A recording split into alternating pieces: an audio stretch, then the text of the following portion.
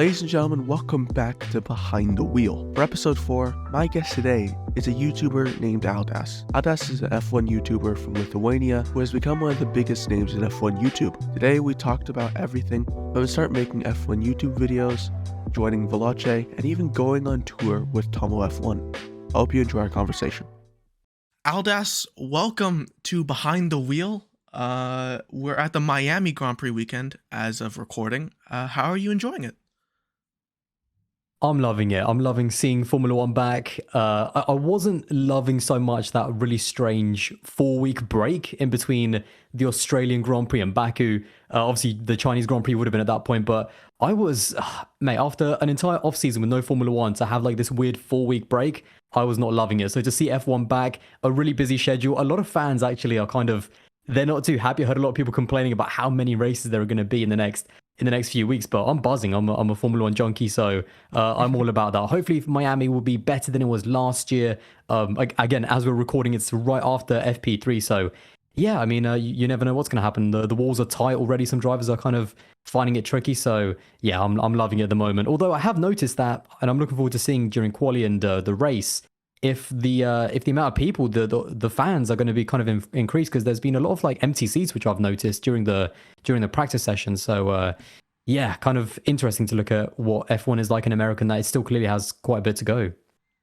Yeah, and I think that in America, I think we don't, to be honest, don't really, because I went to COTA 2021, and throughout like the free practice stuff, no one was really there, to be honest. It was when qualifying and the race happened, that's when it actually like people started to come into the circuit.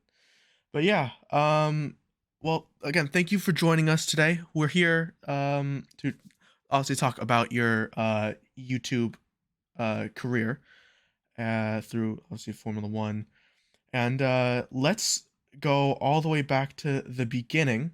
I think it was 4 years ago. You started making Formula One content. You made a video about, I believe, Ferrari. But what inspired you to start making content around that time? So this was, I mean, when I first actually started, this was kind of, I think 2018, 2019, I think somewhere around there, early 2019. And it was kind of before there was kind of this massive community online of a lot of Formula One fans. Like, I don't think F1 Twitter was even a thing back in the 2018 or 2019. So I didn't have there wasn't too much of an outlet for me to talk to other people about Formula One. So I just thought I'll just talk about it on the internet, basically. So that's kind of where it all started. Although definitely for the first year, it was just kind of when I had time, I made some videos just purely out of kind of leisure, just for fun. And I kind of really started, I think 2020 is when I'd consider when I really kind of, began with YouTube. But yeah, that was kind of it. There wasn't too many other people to talk to. There wasn't even too many creators at the time. I mean, I remember back then, there was only about 3 or 4 people that even had over 100k subs that were kind of in the Formula One space that weren't gamers. I think it was literally only about 2 or 3. Yeah, it was only about 2 or 3 YouTubers, and Nico Rosberg obviously doesn't count. But so yeah, it was a super fresh space at the time, and I just thought, why not? And it's haven't stopped since. And like you just said, through the pandemic 2020, that's when stuff really started to pick up. Did you go full time like YouTube in 2020? I did. I finished uni in 2020, kind of during the middle of pandemic. Graduated, or actually my graduation got pulled back by an entire year to 2021. But I finished in 2020, so I was kind of looking for for something to do. I thought, do I continue with the path that I'm taking? But at the time, YouTube was doing really well in terms of, I was kind of looking, could I try it for a year, see if it kind of like it would sustain me? And I kind of had the opportunity, and I just went for it. I kind of saw the numbers. I thought, if I did this full time in terms of properly dedicating, this is now, this is my job. My job is to cover Formula One, talk about it, and kind of make a living out of it. I thought, could I try that for a year? And I mean, within the first couple of months, I was like, this is working out even better than I thought. So yeah, that's kind of where it all came about. And that's why 3 years later, I'd kind of say I'm still here, I'm still doing it, I'm still loving it, still very passionate about the sport, which I think is the most important, because there's always ups and there's always ups and downs with every single job, but it's also really great now that there's a much bigger community in terms of the creators, the fans, and even people like yourself to do podcasts with and talk Formula One, which is honestly the best part of the entire thing. But yeah, through the pandemic, how scary was that to, I don't know, through like a very big, like a situation that the world hadn't seen? How scary was it for, to go in that situation, just to nosedive into YouTube, basically? I mean, at the time, it was a big. It obviously affected everyone's lives in so many ways, but for me at the time, it totally kind of, because I was in my final year, it totally messed it up. Because my subject was biomedical science, and I was doing a lot of lab work, and so during the pandemic, my lab got shut down. All of the work was then focused only from home. I was still making, just to keep the channel running, I was still making like a kind of a video every 2 weeks or so, or trying to even do one video a week at some points, just to, even though I was writing my dissertation. So it was a really difficult kind of period to both trying to focus on what 3 years of being at school kind of was all aiming for, and all of a sudden everything just got totally crazy and mixed up because of the pandemic. I was still trying to keep my channel kind of running, and still keeping the momentum. So that was definitely the most difficult thing, kind of getting through all of that. But yeah, luckily, came out the other side, and it was, yeah, that's definitely not an experience that I'd want to go through again. That's for sure. And yeah, it's definitely, I can, with the whole pandemic thing. That's like a very tough situation to obviously be in. But going actually a little bit farther back, when I always want to know, like, because the UK, to me, is the biggest kind of market to F1. Is it as big as, would you say, soccer, in what, football for you guys, or is it kind of still kind of in the background? No, I think football's definitely number one. I mean, when you said the S word, I had shivers there. No, football is definitely number one. I mean, it's part of like British culture, really. I mean, but to be fair, Formula One is massive. I mean, we were talking again, yeah, when we had that conversation right at the beginning about the whole grandstand things. Like when you go to Silverstone, Silverstone is massive. Like you talked about quite a lot of the grandstands being empty during the practice sessions, and then really filling up during the quali and then the race. Like in Silverstone, even during FP1, FP2, FP3, like the grandstands are mostly full. Like there's a huge amount of passion in motorsport in Britain, and I kind of lucked out because I'm not British myself, but obviously I can speak English, and that's where I kind of, even though I live in the UK, that's why it was quite good for me to be able to make Formula One content and have this massive audience in the UK, and then now across the world as well, which is really good. But yeah, it's definitely big here. I think racing has always been a part of British culture in general. It's really massive here, not just in terms of Formula One, but stuff like rallying, stuff like touring cars and stuff like that. So yeah, there's always been a massive amount of love for racing in general in the UK, and I'm kind of glad that we're seeing more of that, across like, even the US now, which is great. Actually, we do want to actually talk about Silverstone, because I saw that you've attended quite a few British Grand Prix. How is that atmosphere? Because I've talked to people who have, like, that's the, especially when like Hamilton makes an overtake, or Lando Norris, like it's one of the loudest like places for a sporting event you can be. How is that atmosphere there? Oh, mate, Silverstone is just amazing. So I have had the privilege to go to Silverstone twice. I went in 2019 and then 2021, and it was the best way I can describe it is that it was like festival. It's like a massive festival with racing, and there's all types of different racing. I mean, obviously, when you look at the Sky broadcast, you can mostly see the Formula One, but you've got Formula Two there, you've got Formula Three, you've got also old kind of older car racing as well. There's like Mustangs and things like that, heritage car racing. There's like little Mini Coopers, kind of little bits there and there. So there's so much track action all the time, and it's really really cool. And then just outside of the track as well. I mean, I love just walking around, because you can walk around all of the outside of Silverstone, which is a bit of a tradition of mine. And especially in 2021, when I knew a lot more people, when I had a lot more kind of friends within the F1 space, that was really great as well. I remember walking around with Tommo and Matt Amos around there as well, which was just awesome. So yeah, it's really, honestly, it's one of the best experiences. And again, I've been lucky to go twice. The tickets, however, especially after 2021, became just unbelievably more expensive, Oh and they yeah. sold out so quickly. Like in 2021, I actually, and keep in mind, the British Grand Prix usually happens in, I think it's early July, maybe, I forget now, but I was able to buy my ticket in April in 2021, but for 2022, everything was sold out by January, which was just crazy. So Wow.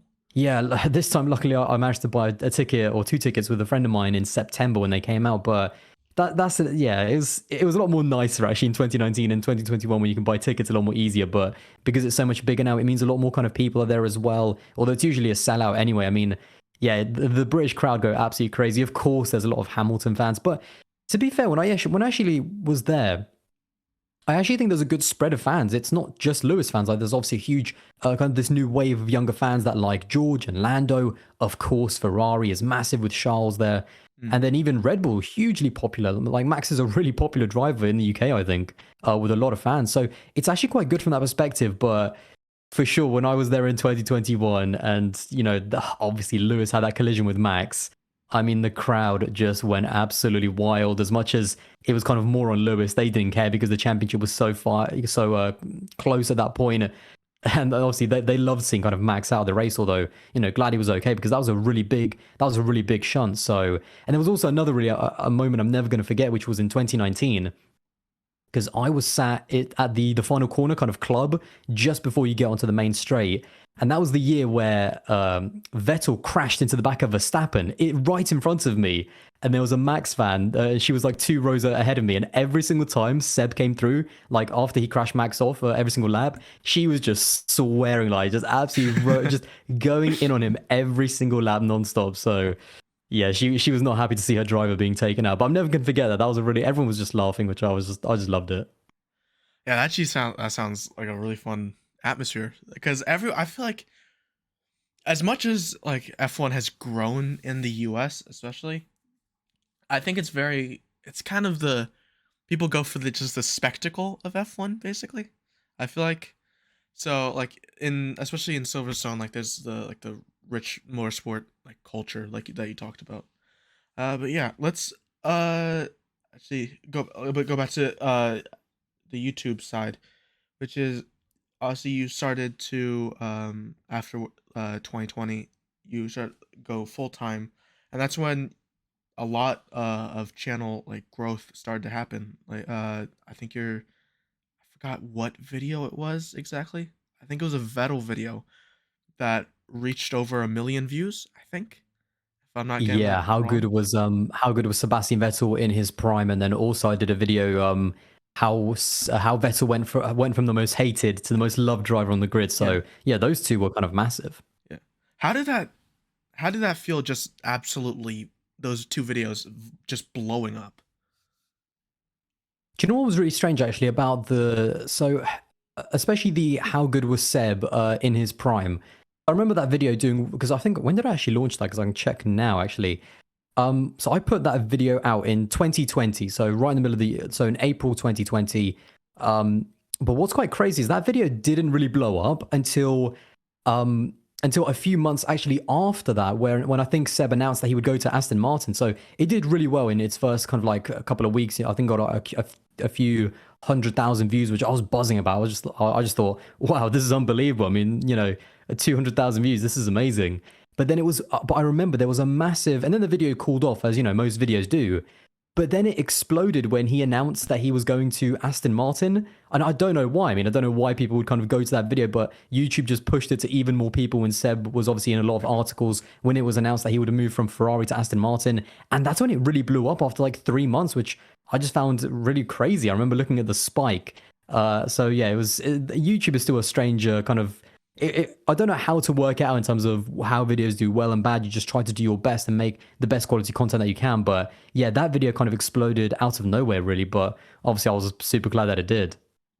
Yeah, because actually looking at it, yeah, three of like the most popular videos on your channel are like directly about Seb or have talked about Seb like in the thumbnail and stuff like that. So yeah, maybe Seb is like a big thing that YouTube like to push. YouTube are Seb fans. That's good. But yeah, He's a really interesting. To be fair, he's a driver I love talking about because he's such an interesting character. Like when you look at his career, he's had the highs, he's had the lows, he's had a complete arc. Like he was not the same driver. The reason why I made actually the video that's done the best on my channel ever, how he went from the most hated to the most loved drivers, because he's such an interesting driver both on and off the track as a character. He's changed so much from when he came into Formula One to when he retired. And because he's such an interesting character, that's why, especially during the Ferrari period, I think a lot of people fell in love with the guy. You know, he was just, I'm a big Seb fan, especially because when I started watching Formula One is when he was doing most of the winning, and you can just, all you can do is just appreciate the greatness that was on display. So yeah, he's just a driver I've always liked to talk about because there is never kind of a dull story with Seb. yeah, that's very much like because I think like every single part of his kind of if you can like divide it into sections is always so interesting to look at like his debut with BMW and then that win with Toro Rosso, the championship run with Red Bull, the unfortunately kind of not really failure but like the disappointing seasons in Ferrari and then the podiums with Aston Martin. Yeah, it can every time he was kind of in a car, it was always like something interesting with him, which is I think that's why a lot of people that's why he has such a big fan base. I think it's he was one of the biggest fan bases in F1. But yeah, And um, also, just as a guy, especially, so many people because he brought Ferrari back a little bit. They had a really weird spell at the end of the Fernando Alonso era, and he kind of brought them back a little bit, made Ferrari more exciting. And then I think 2017 and 2018, those 2 seasons were, even though the title, even though I don't think him and Ferrari as a collective did the best that they could have. Again, as a team and driver combination, those 2 seasons were really exciting, especially after all the Mercedes domination. They were really good to watch. So I think a lot of people kind of they got onto that Ferrari bandwagon, and I think even continued to even when Leclerc came in. So I think a lot of Leclerc fans were probably Seb fans if they started watching around that time. yeah, and I think the especially the popularity, like you said, in Silverstone, there was a lot of Ferrari fans, and there's always going to be like a lot of Ferrari fans because they're the biggest. I think. Would you say that the biggest brand in the world, like car brand? Oh yeah, definitely. The Ferrari are definitely in terms of obviously not in terms of the volume of cars and how much money they're making, stuff like that. There's stuff like Toyota and Ford are a lot bigger, but in terms of that word brand, Yeah, Ferrari is more than just their road cars. They are a brand. I think that's the best way to put it. They can put their logo on absolutely anything and it will shift. Like they're even starting fashion now with all of their clothing lines as well. Obviously selling that for thousands of thousands. Like they're trying to be this luxury brand, and they're one of the most kind of marquee names in the world. Like, although having said that, during that kind of early hybrid era, Ferrari, especially in 2015, 16, 17, Ferrari always used to kind of every couple of years just threaten that they would leave F1. And there was this big argument, who needs who more? Do Ferrari need Formula One more, or do F1 need Ferrari more? And ultimately, as big of a brand and as big of an icon as Ferrari are, and they are absolutely massive. I mean, even we all want to see Ferrari, and I think when we saw Charles Leclerc do well last year and kind of challenge Red Bull and Max, I think everyone was really excited. But it's an interesting conversation in terms of who needs who more. And I think despite how big they are, and with Formula One's popularity now, I don't think Formula One need Ferrari as much as Ferrari need Formula One. So yeah, and also of course another thing is that Ferrari don't really advertise anywhere else. Their advertisement is Formula One. Like yeah. that's their main source of advertisement, which is very unique. They do their talking on the track, and that they kind of do it their own way. So yeah. But actually, that I don't know really reminds me of like it was a Top Gear bit where they were having a bunch of items and then there was like a water bottle or something like that, and he was like, you can buy this water bottle for like £5, but add a Ferrari logo on it, and it's now £25. And it's like, oh yeah, Yeah. it's just that name of Ferrari that gives it. It's like, yeah, I can pitch in an extra $20. And it's like, yeah, it's a Ferrari water bottle. But yeah, I actually want Literally anything, just double the price, and there you go, sorted. exactly. It's just that name. It's like I have a Ferrari water bottle, so I have that little little symbol, you know.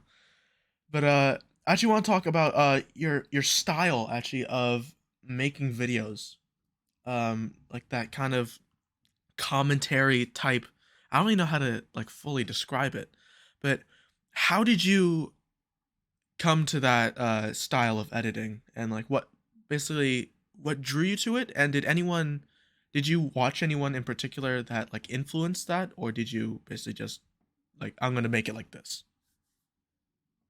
Do you know, that's actually a really good question in terms of, and I forget now, there's definitely been, and if I remember the channels, I definitely will kind of like, tell you them off the top of my head. But there are channels that kind of influenced me outside of Formula One. I mean, at the time, there was, there still is a YouTuber called the F1 Word who I was watching all the time. He's one of the absolute OGs that, of Formula One content. And, he influenced me quite a bit. But in terms of my style, I mean, even it's kind of similar to what it is now, to what it was 3 or 4 years ago. In terms of course, I've tried to reinvent myself and kind of add a lot more different things to the channel and kind of upgrade my production. But my channel has always been me giving my opinion. That's what it's always been. I've tried to stay true to that because that's what I like doing most. I like talking about Formula One. I like giving my opinion, and all of my videos. I'm even though I cover Formula One, it's just my thoughts. I don't get to interview the drivers themselves. I'm not a journalist inside of the paddock, but I'm just a fan talking about Formula One, giving my opinion, and people seem to enjoy it. I think what's really good is actually not just that they seem to enjoy it, but there's a really good discourse in my video. Like, when I post a video, maybe someone disagrees with it, they ask a question. I love to kind of comment back with my thoughts as well, go a little bit backwards and forwards because debating is what it's all about. I love debating with F1 content creators as well, so that's always great. And I think that's where my channel definitely, that's where I'm happy with my content. On the kind of visual side, I also started to kind of integrate, obviously, my kind of face in some of the videos as well. Although I quite like the B-roll style of like, I mean, I quite like watching content that's similar to mine in terms of like The Race. Like that's a channel that, and I'm really good friends with their editor as well. So I kind of have a similar taste to what The Race do in terms of like the B-roll of the teams and some graphics there and there. So just really simple stuff like that, visual storytelling. Sometimes it has my face in it as well. Sometimes I do, for example, prediction videos or list videos where my face kind of perhaps is better than just having B-roll. So I do switch it up from time to time, but yeah, that's kind of where my channel is at the moment. Oh shit, I forgot to unmute my microphone. um Sorry about that. Um but yeah, yeah, I think like you said that kind of B-roll style is it's so interesting because it's like it's kind of like watching like a full-on like documentary, and I think that's what makes it very enjoyable. And also like you can tell I can tell about like what people watching your content and I watching your content, like very honest, and like your opinion is your opinion, and I really like that about your content. But yeah, I also, because I know you are or you were, I couldn't find out exactly, but you were part of Veloce, correct? I believe. Yes, so I did. So I worked for Veloce. That was actually something else. So when I started doing YouTube, in 2020 or like full time, Veloce kind of contacted me out of nowhere. They said that would you like to do some full time content with Tommo and Hayden, Hayden Gullis. Tommo obviously does kind of similar content to me. Hayden is more of a gamer. And so yeah, we worked. We did some stuff with Veloce for a year and a half, and that was super fun as well. Like to do content with them, getting a bit out of my comfort zone because keep in mind at the time I was only making videos like from my house, or from my mum's house, I should say, to be exact. And so it was actually good to kind of get out, do stuff with other, people in real life. And especially after COVID, it just, the more it opened up, the more fun it was. So yeah, that was a really good experience. And I mean, there are some great people and great friends that I met at Veloce that I'm still, really good friends with now. And yeah, and especially the stuff with like you said, Tommo, that ended up I believe recently turning into a live show.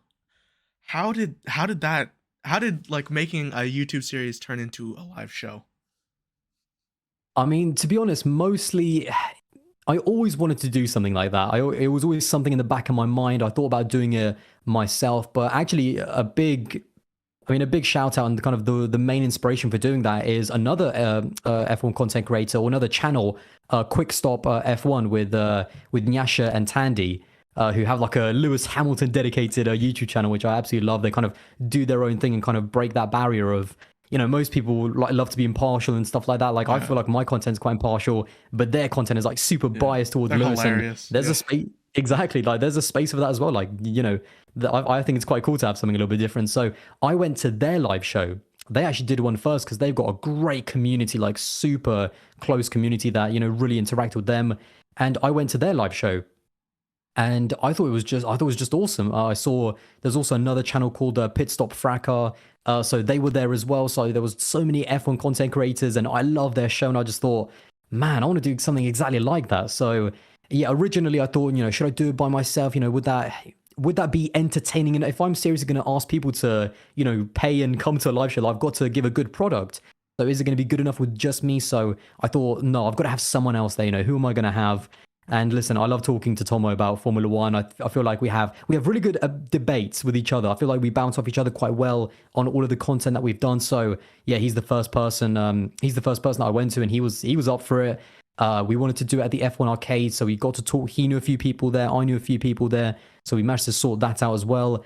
That first show was unbelievable. I mean, we sold out 85 tickets within 25 hours. Not quite a day, unfortunately. I would have loved to say we sold out 85 in just under a day, but yeah, I'm fuming. It was just over a day, about 25 hours, but it was nuts. It was such an incredible experience. Crazy to think. You're standing at the doors, you know, you're meeting fans, you're meeting these people that have come to see you talk about Formula One.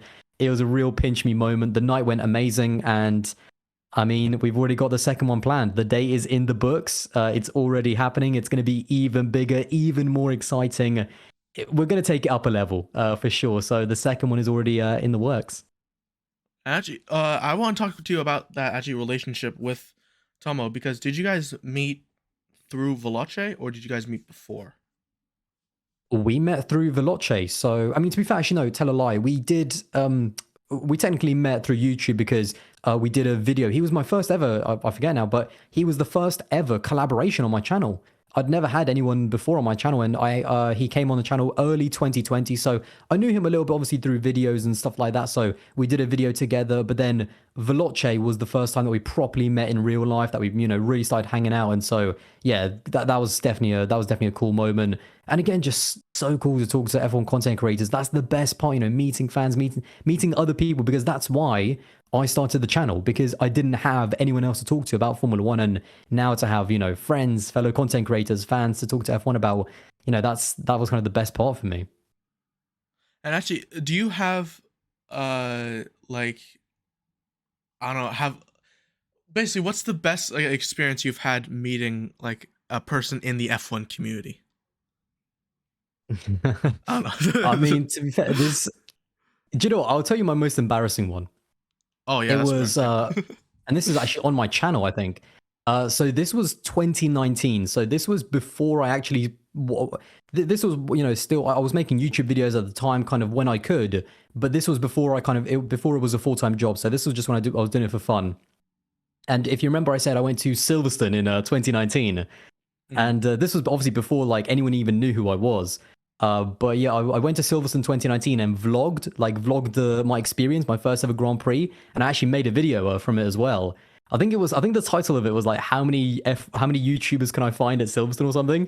And this was the first time, and I was a big fan of obviously WTF1, and kind of that was the big channel back then with Matt and Tommy, and also Jess. I feel like this was before Katie actually, before Katie kind of joined. So this was way back in the day.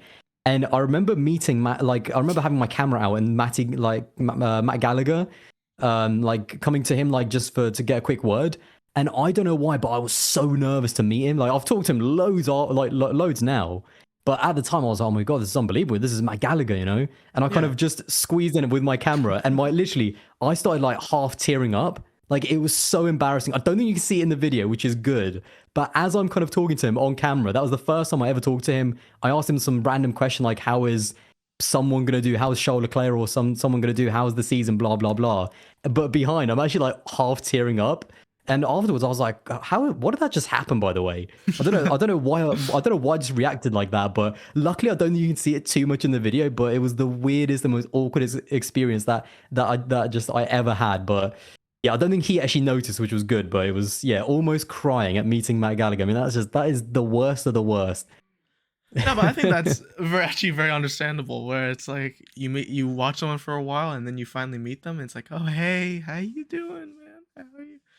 But yeah, Literally, and I was not smooth in any way. I mean, to be fair, again, I kind of played it off well, but I don't know what came over me. It was weird. yeah, I've had the experience. I forgot who it was, but I think it was a YouTuber as well, where I went up to them and then I was like, hey, could I and I was like, my hand was shaking with my phone, I was like trying to ask a picture with them, but for some reason I forgot the word picture, so I just kept going, can I get a, and then I just like pointed at my phone, and I was like, oh no, it was That would the so be most me as well. awkward. That would so be me. I did have a really, actually, another one. So in 2021, again when I was at Silverstone, all the best memories are at Silverstone. By the way, that's just the best. That's the place to be. But there was again at this point in 2021, I've been doing YouTube full time for a year, so I've got a bit more of an audience. And I was walking around and I made eye contact with someone and I kind of thought, okay, they clearly recognize me because they're staring me out. But we just walked by each other, kind of staring each other out, turning our heads as we do. It was really funny. And then 2 minutes later, I got an Instagram DM from his brother who was walking next to him. And he said, and basically the DM was like, by the way, sorry, I don't know if you saw that guy that was staring at you really randomly. That was actually my brother. We didn't know if we could come up to you or not, but can we grab a picture or something later on? I was like, yeah, for sure. So then we met up afterwards, and it was just yeah, grabbed a quick picture and just talked a little bit, and that was a really funny experience as well because I've kind of learned now when I kind of sometimes get recognized, you kind of notice it sometimes. But yeah, that was a fun one. That's actually was really sweet. Actually, that's really funny. But actually, with Veloce, have you like had any like crazy experiences where it's like how has it come to this basically, where it might be like meeting a driver or like meeting someone else, like another YouTuber that you said. Yeah, definitely. For me, that was so I got the chance in early 2022 with Veloce. At the time, we were filming for a channel called Live Fast, but it was through Veloce. Hmm. We got to go, or I got to go to Bahrain preseason testing in 2022, Ooh. which was just that was unbelievable. That was a I can't believe I'm here. I mean, that was also, of course, the brand new regs of the 2022 car. So, and we went with Alfa Romeo. We were lucky enough that Veloce did some content. Kind of, they have a collaboration with Alfa Romeo, so we went with them.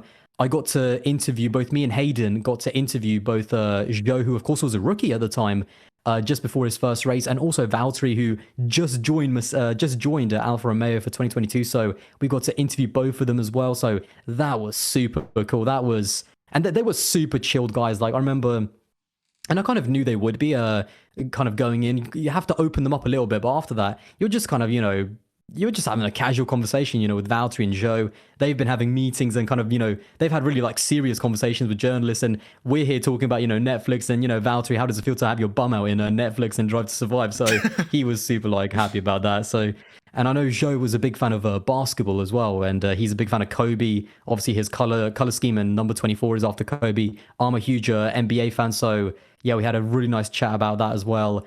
So it was such a surreal experience. And the best thing about it to be in Bahrain and just because it was preseason testing, there wasn't too many fans during the first 2 days because fans were only allowed on the third day of preseason testing, if I remember. And during those first 2 days, all of the grandstands are kind of closed and empty, and we're allowed to just go in them.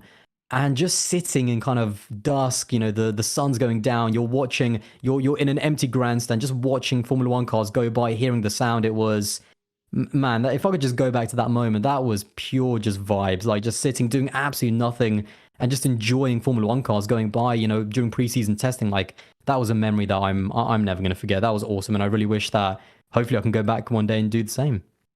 Yeah, again, like preseason testing as well. Like that's the first glimpse of those cars you can see. That's really really really cool. But have you met any other F1 drivers other than Bottas and Joe? No, I haven't. I did. I mean, obviously not a Formula One driver, but I did get the chance to meet Teo Porcher, also a Formula Two driver, Teo Porcher, who's a Sauber a junior driver, and he was also that was also at Bahrain testing. He was in the garage, so we were able to kind of see and watch all the mechanics work on the cars, get the engine cover coming off, the cars getting started, and man, those things are loud. I mean, those things are crazy loud. We also had the headphones on, and you can hear kind of the engineer and the driver, the little kind of things that they were talking about. It was so cool, and we were kind of sat in the same box, right at the back of the garage. I think you've seen where all of the guests are. Yeah. We were sat in the same box as like Tiffany Cromwell, who's Valtteri's girlfriend, and also Teo Porcher, like, who was right next to me. And I didn't actually get to say hi in the end because I kind of bottled it a little bit because I was just enjoying being in the garage. But yeah, I got to see him, but other than that, not really too much. Obviously, when I was in the paddock, you can see drivers walking by, but I mean, we didn't. I never really. Obviously, I don't walk up to them because I was just there to kind of do a job as well. Like, we were making content, like, we weren't just on a holiday on a jolly. Like, we were making content. So, but it was cool to see the drivers there in their kind of natural habitat, which was quite sick. But like you said, this like whole thing was like with Veloce. But how did that come about with Veloce? How did you join Veloce, basically? So literally, they just emailed me. They just emailed me saying, obviously we've seen your content. Would you be interested in doing some work for us? And so we jumped on a few calls. I think it was 2 or 3 calls. I remember obviously them mentioning that Tommo and Hayden would be involved, and that's literally just where it all started. They approached me, they saw my content, and that's kind of what happens a lot of the time where, obviously as a content creator, you're doing your own stuff, but you're also then collaborating with other companies as well. If they notice you can reach out to them as well. They're always open to at least, talk it through. And that's kind of how it happens. So a lot, of course, in life, everything is, when luck meets preparation. I mean, that's when the opportunities arise, and I was lucky enough to kind of get that opportunity. And yeah, it was just amazing. We worked together for about a year and a half, kind of thing. I think we stopped in mid 2022. I kind of went off to do both me and Tommo and Hayden went off to do our own thing because they invested a lot more time than in Quadrant. That's when that was really kicking off as well. So it was an amazing ride, and I was just super thankful for the people that I met and all the opportunities that I got as well. And actually, another thing I actually want to talk about as well is the 24 hours of Buckmore as well. You've done that. Yeah. You've done that. I think how many times have you done that actually? That it was my first time. So that was 2 weeks ago. The 24 hours of Buckmore. So for anyone actually that doesn't know, Buckmore is one of the kind of most famous go-kart tracks in the UK. Everyone's raced there. Lewis Hamilton, Jensen, a lot of that there's a lot of racing that goes on around there. And they do a 24-hour endurance race. I've really got into karting the last kind of year and a half. I haven't been able to do as much of it just because I've been so busy, and also it's definitely expensive. I mean, you realize how expensive motorsport is when you start even at the lower level. But yeah, I got the chance. I got invited by to basically join the creator team for their 24-hour endurance race, and I was absolutely buzzing. I had Matt Amos, I had Jimmy Broadbent on my team, Ben Daly as well. We had quite a few other content creators as well, which was just awesome. It was honestly one of the best experiences of my life because I'm probably happiest when I'm either talking about Formula One or making content or racing out on track myself. That's when I'm happiest in life. Did you go all out and like create your own helmet and stuff like that, or did you just like just with a plain white helmet or something like that? So yeah, it was just my plain white helmet. I have my own helmet, but it doesn't have a design yet because again, we talk about motorsport. Even designing a livery on your helmet and getting that painted, we're talking about hundreds and hundreds and hundreds of pounds. So yeah, I don't even feel like I want to make that investment yet because I'll kind of have to save up because I'm kind of I'm kind of in the middle of buying a house. So yeah, that's all that sort of fun stuff is going to have to wait until next year. But yeah, I just came with my own helmet. Luckily we got free race suits by a company called Abruzzi. And it was because Jimmy Broadbent is actually kind of collaborator / he owns it. He's kind of a part owner as well over there. So yeah, we got free suits courtesy of Jimmy Broadbent. So massive shout out to him and Abruzzi. And yeah, so that was really, really cool. And it was so much fun. Like, we didn't have the best of luck. We had a few nightmare stints. We were right next to the Sidemen as well because they did they did the race as well. And I was out on track, I think, at the same time as Willany and Bazinga, so that was quite cool. Totally dusted them, by the way, which always felt fun. They came, by the way, oh my god. So the Sidemen, what's quite funny, I don't think a lot of people realize in their video, they came prepared. Like, I didn't race, the last time I raced at Buckmore was a year ago, like mid 2022 or early 2022. And we were told that the Sidemen had basically been at Buckmore racing every single week, once a week for 2 months straight. So What? yeah, it's when you have money, yeah, when you have kind of their money, it's so much easier in terms of preparation and kind of getting getting into it a lot easier. But listen, money can't buy you speed, and I still dusted them, so I was super proud. But did you get to like meet the Sidemen? Because my brother is a massive Sidemen fan, so I know he would like to know if you did. Yeah, yeah. So we were in the building. We were lucky enough to actually get a kind of a portion of the building to kind of stay in at Buckmore at their paddock. And yeah, we were right next to the Sidemen, and I got to speak to Will quite a lot, Will and E, I should say, and also a little bit to Harry. And yeah, they're just, I mean, like behind the camera, they're just super chilled people. They're content creators at heart. Like, doesn't matter how big they get, they're still all about making the video, having fun. And it was, yeah, really good to talk to them about racing and karting. And obviously, they're super into karting. Like, that's why they actually did it last year. Chip made a video, and that blew up. I was like surprised how well it did.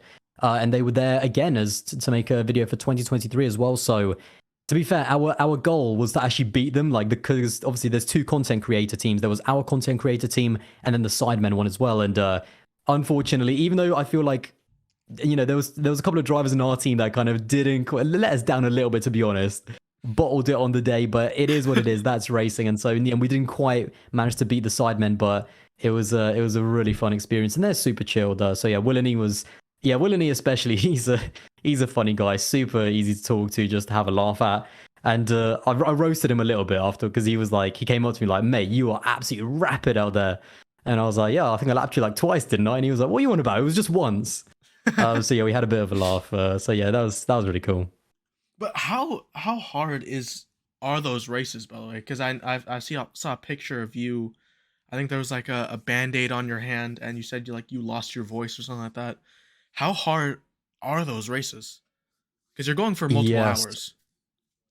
Yeah, and well, 24 hours, literally Yeah. non-stop. And in reality, your stint should be an hour and a half minimum. Minimum. Like, any less than that, and it's really not that great. You should be able to do 2 hours, 2 hours 30, and or 2 hours 15. Sorry, but they're physical, and especially Buckmore. So the thing about Buckmore is that when you actually look at a layout, or when you look at the layout of it, it might not, you might not be able to tell, but maybe I should look at an onboard of the track. But there is no straights. There's one tiny straight where the start finish line is, but it's like a second or two. It's like 2 seconds of straight, and there's just corner after corner after corner after corner. It's elevation changes as well. It's got a really fast downhill bit. It's ridiculously bumpy as well. I feel like that's the really big thing. So it's a physical track, and it's very difficult, and also this is a general kind of Formula One fan thing. It's very difficult to describe what F1 drivers or what any racing driver goes through when they race. Like, a lot of fans, I really do implore you to try karting, because you will get such a different appreciation of how difficult it is to go for a quick lap, or try and push, or try and get the maximum out of your ability. And to do that for lap after lap, I mean, you've got to be in the zone, you've got to be consistent, you've got to drive well, and it's difficult, man. Like, you know, at the end of my first stint, I had a blister on my left hand that's still recovering, actually, but it's all right now. But that really screwed me. So that was after my hour 40 hour 50-minute stint, because I had to fill in for someone else. Mm. I had like a blister, which basically I had to then wrap around with a bandage for the rest of the race. I had to just get through the pain. And then all of a sudden, out of nowhere, I started losing my voice, which was just like during the event, like during the Saturday when it started and through the night, I started losing my voice, that was really a disaster, because, I'm trying to talk, I'm trying to have fun there with the other content creators, but I literally could only whisper, which mentally was actually a little bit annoying, and mentally it was very difficult. I was just really frustrated that it happened. And then that also actually took a week after the race to recover. So my channel now has actually been a bit quiet for the past 2 weeks, because I haven't been able to talk. So that was, and I hate when that happens. I hate when something gets in the way of my work and my channel. But yeah, that was a little bit difficult. But other than those two kind of injury things, the actual race was amazing, and hopefully I get invited to do it again next year because I feel like I definitely have the pace to be on the podium, and maybe we can kind of get more practice as a team to kind of push a little bit more for that podium because I definitely think that we have some quick drivers. They were just a little bit inexperienced. And as we start to a little bit like wrap up a little bit, do you have any big plans that you can talk about coming up this year? I mean, number one definitely is the live show. Obviously, as I mentioned, the date is now booked in. I can give a little bit of a an inside scoop. We're looking at the 4th of August, which is the Friday. So right at the beginning, once the season kind of goes to the summer break, we're going to do a live show, and yeah, that's definitely kind of the number one thing that I'm looking forward to. And the really special thing about that live show, which is going to be even bigger with me and Tommo, is that we're going to have some pretty special guests. We're going to have some journalists, some other big YouTubers that everyone has heard of. So that's going to be a lot of fun. We're going to talk to them, get the crowd involved as well, and we're hoping to get almost 200 people, hopefully. So yeah, there's a bit of an inside scoop in terms of what's coming up. But other than that, I'm looking forward to just continuing. I really missed F1 in the off season, so I'm looking forward to just enjoying the season. Hopefully, it does get more competitive. I think what Max and Red Bull are doing is unbelievably incredible.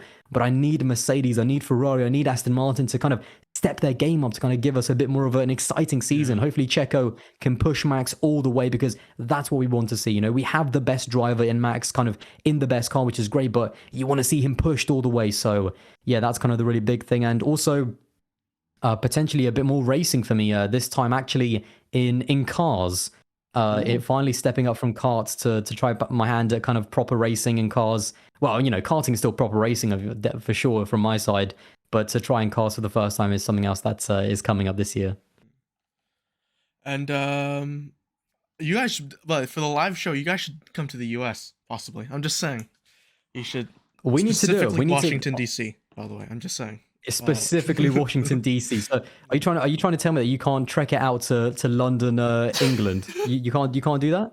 It's too expensive, man. It's too expensive.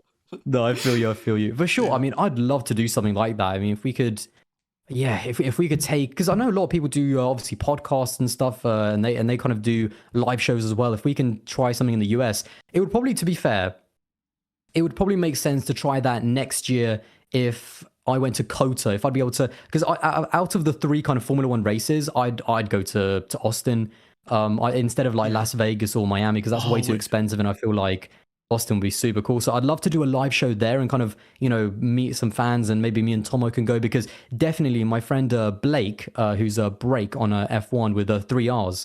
He's also another F1 YouTuber who used to work in Formula One. He's American. He went to Austin and he thought it was just wicked. So yeah, I'd love to. I'd love to go to Austin because apparently it is quite Silverstone-y kind of vibes. So maybe if I went there next year, I can do a live show, which would be really cool. Yeah, and there especially, there's a huge audience for huge fan base for Checo, especially. Like every single time I remember, like he would go past. You can always tell when he's going past because even from like half a mile away, you could like hear like a massive roar, and it's like, oh, Checo's about to come past, and it's like, oh yeah. But yeah, of course, obviously, there's a lot of, because in that part of the US, I think right on the border with Mexico. So Yeah, exactly, not yeah. only have you got the American fans, but you've also got all of the fans from, you know, not Mexico, and also I'm presuming, you know, South America as well, from Brazil and Yeah. places like that, all kind of flooding in. So yeah, it's. I mean, they said it was a record crowd in 2022. So yeah, definitely, I'd love to. Austin is definitely big kind of bucket list. I mean, I love watching. Because to be honest, something I will actually say is that as cool as it is to go to a Grand Prix, and you know, you see the pictures of all like the, you know, the celebrities or the influencers or the YouTubers, whatever, you know, they're doing their stuff. I do still love watching it from home, getting all the data, getting the entire picture. Because when you're there for more the experience than the race. Yeah. It's very difficult to actually follow the race, but I think Austin is definitely one of those where I'd love to experience it as a race fan, because when I look at places like Miami and when I look at places like Vegas, not only is it a lot very expensive, but I don't feel like you'd be able to really keep up with the race of as well as like a proper built Grand Prix track like Austin, you know, not one of those street tracks. So yeah, definitely Austin is a big bucket list race. Yeah. And but have you seen the ticket prices for Las Vegas? Because I was looking at the tickets for Miami, Austin, and Las Vegas, and like the cheapest tickets for Las Vegas were like 1.2K or something like that. Something absolutely insane. And I'm like, okay, you know what? Never mind. It's like, um, I'm good It's crazy, actually. man. Yeah, especially It's in yeah. I Vegas, mean, it's just insane. It's yeah, but crazy. the thing is, there's an audience for it. Ultimately, like any business, if they see that they can make more money, then they're totally entitled to do that. You know, Vegas Yeah. is not. I think you know if they want to have a race there, then that's totally up to them, and there's clearly a market for it. I think that Miami has actually been hit by the Vegas kind of plague because so many people now are trying to get tickets to go to the Vegas race. I think Miami's almost kind of been a bit of a victim of the American success. So it's very interesting to see. But yeah. Again, if there's a market for it, there's clearly. I mean, there's loads of stories of hotels selling like $6 million packages. The Oh best yeah. hotels in Las Vegas. That they're selling like $6 million weekend packages of the best food, the best service, the best kind of entertainment. And the best views of the track at their hotel. And ultimately, if there's people rich enough to buy that, then fair play to them. They should enjoy their money you know however they want to. So but there's always going to be cheaper races like in Europe, I think like Monza, for example, is one of the cheap ones. Apparently, Hungary is another one of those where is another one of the cheaper ones where it's a total festival as well. Like you go to Hungary in the sun, you have some beers, you have some food, and it's a much different vibe. But Yeah. there's that broad spectrum of races and experiences. From the more corporate, if I can call them, like a Vegas, like a Miami, to the more kind of camping, like Silverstone. The more kind of traditional ones like Hungary and things like that. So there's a space for all kind of races. Especially that $6 million package. I feel like if you can afford that at this point, just buy an F1 team.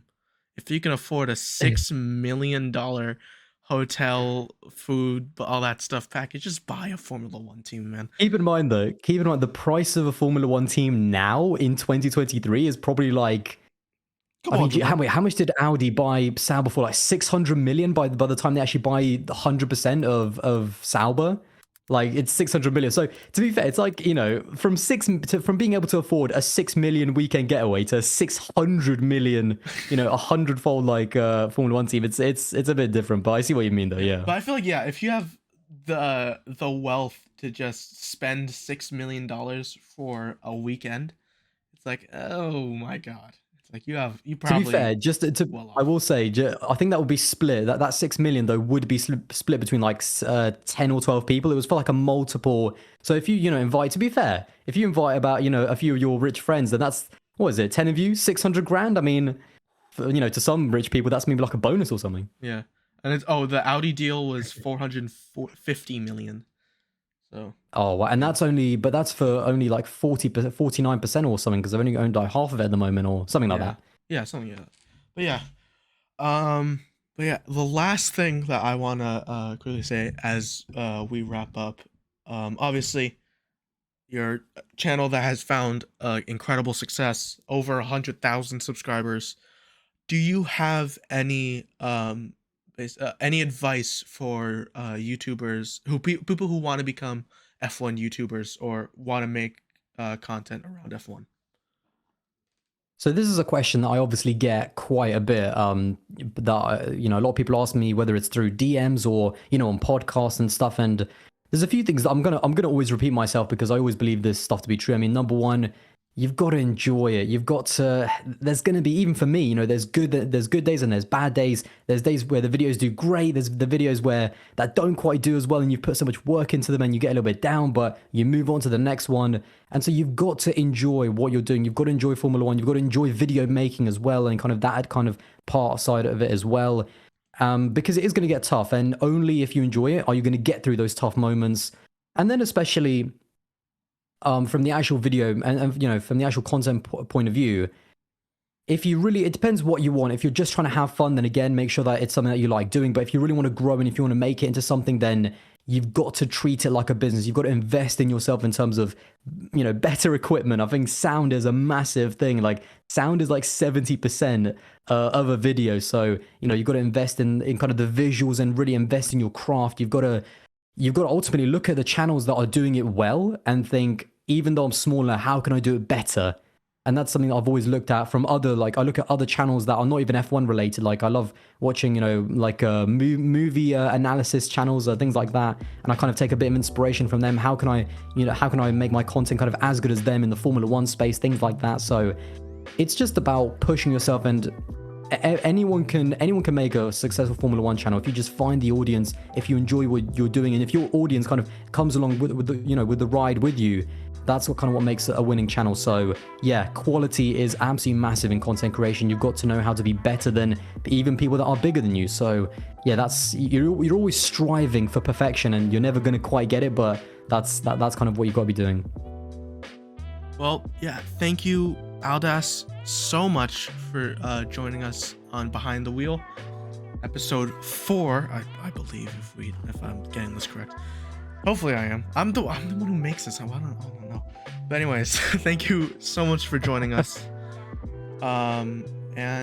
Whatever you do in the future, I know everyone will be watching and rooting for you. So thank you very much for joining us. And everyone, we'll see you all later. Bye-bye.